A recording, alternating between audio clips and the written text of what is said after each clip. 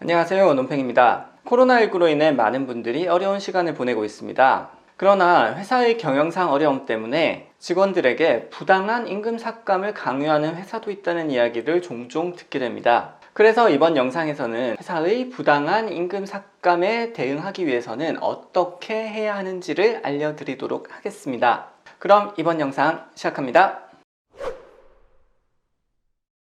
여러분들이 회사에 다니시는 이유는 바로 임금을 받기 위해서입니다. 그래서 임금은 여러 가지 근로조건 중에서 가장 중요하고 가장 핵심적인 근로조건입니다. 이러한 근로조건을 불이익하게 변경하는 경우에는 여러분 개개인의 동의가 반드시 필요합니다. 임금 삭감을 위한 그런 근로자의 개별적인 동의를 받는 방법은 여러분들의 근로계약서를 제작성하거나 혹은 연봉계약서를 제작성하는 것도 마찬가지가 되겠죠. 그리고 임금 삭감 동의서라는 별도의 문서를 만들어서 거기에 서명을 받는 방법도 있습니다. 이러한 계약서나 동의서에 서명을 하게 되는 경우에는 여러분들이 임금 삭감에 동의한 것이 되고 회사는 합법적으로 삭감된 임금을 지급할 수 있게 되는 것입니다. 개별적인 동의가 있는 경우에는 앞으로 지급될 임금에 대한 삭감뿐만 아니라 과거에 지급된 임금 중에서 혹여나 미지급된 부분이 있으면 그 부분에 대한 삭감 동의도 유효합니다. 그래서 여러분들이 혹여 임금 삭감에 대한 동의서를 작성하게 되실 때는 내가 동의하는 그 임금의 범위가 언제인지도 반드시 꼼꼼하게 확인을 해 보셔야 합니다. 집단적 동의에 의한 임금 삭감은 취업규칙이나 급여 규정과 같은 회사의 규정에 정해진 상여금이나 수당 등의 어떤 임금 항목을 변경하여 가지고 실질적인 임금 삭감을 시행하고자 할 때 사용되는 방법입니다. 회사 규정에 상여금 지급이 정해져 있거나 아니면 수당의 지급 근거가 정해져 있을 때 개별 근로자의 동의를 얻어서 삭감을 하더라도 집단적 동의에 의한 규정 개정이 이루어지지 않으면 향후에 불법적인 임금 삭감이었다고 결론이 날 가능성이 큽니다. 따라서 규정에 정해진 상여금이나 각종 수당 등을 삭감하기 위해서는 반드시 과반수 이상의 근로자들의 집단적인 동의를 얻어서 규정 개정 절차를 완료해야지 합법적인 임금 삭감이 이루어지게 되는 것입니다. 이러한 개정사항은 개별적으로 동의하지 않은 직원을 포함하여 전체 직원에게 그 효력이 미치게 되고요. 이러한 임금 삭감이 합법적인 효력을 가지고 있다고 인정이 되게 되는 것입니다.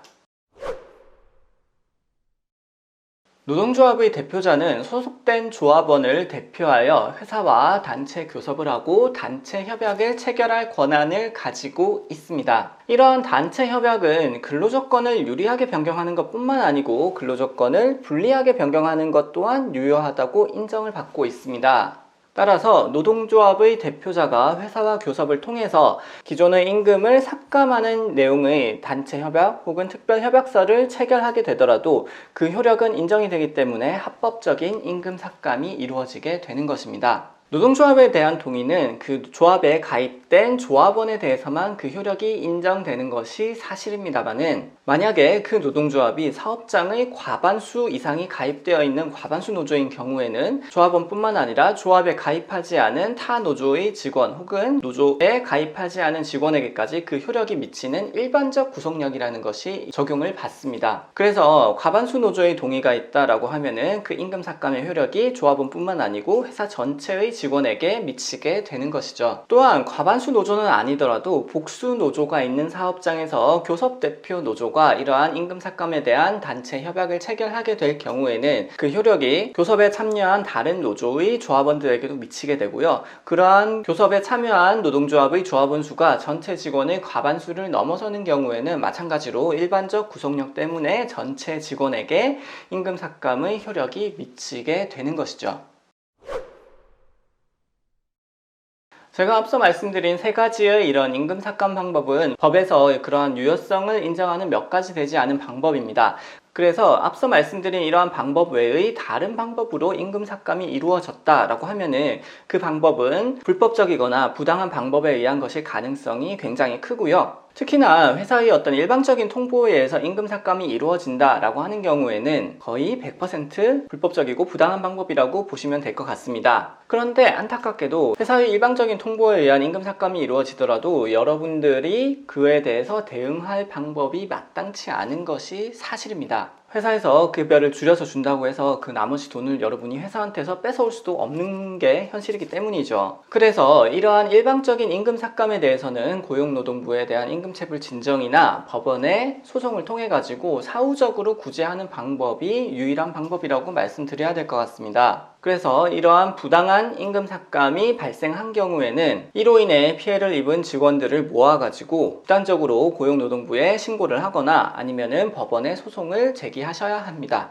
임금 삭감 전후의 여러 가지 정황 증거, 그리고 임금 삭감의 피해를 입은 근로자들이 집단적인 탄원서, 확인서, 합법적인 절차가 없었다라는 것을 증명하시면은 임금 삭감의 부당성을 밝히는 것은 그리 어려운 내용은 아니기 때문이죠. 오늘 준비한 영상은 여기까지입니다.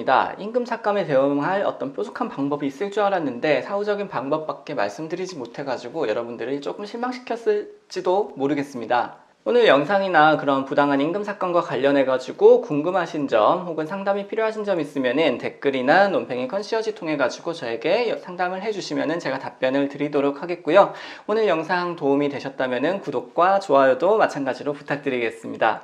그러면 다음 영상도 여러분들한테 유익하고 도움이 되는 영상으로 찾아올 테고요. 혹시나 여러분들이 저에게 이러한 영상을 제작해 줬으면 좋겠다, 이런 컨텐츠를 한번 영상으로 봤으면 좋겠다라고 하는 거 있으면은 댓글로 남겨주시면은 제가 컨텐츠 제작할 때 반영해서 여러분들에게 도움을 드리도록 하겠습니다.